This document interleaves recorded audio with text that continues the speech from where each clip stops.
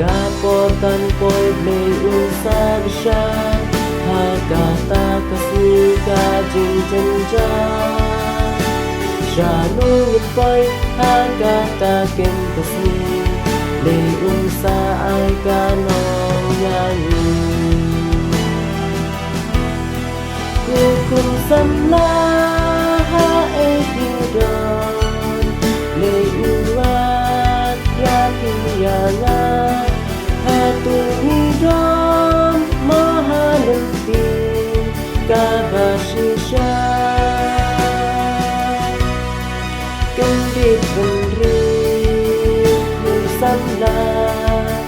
Yo kajing jot kan wan lat yangi Tuhay lo mentab lingkon Kat vapor dang don yangi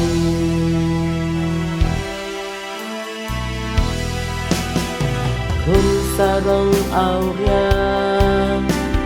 Uzgay no nuble Kajing jot ya ukala Snow champagne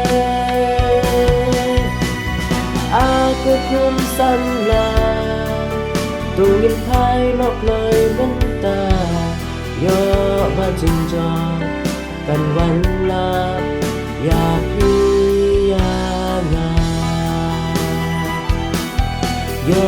ba jing jot Kan wan lap Ya pi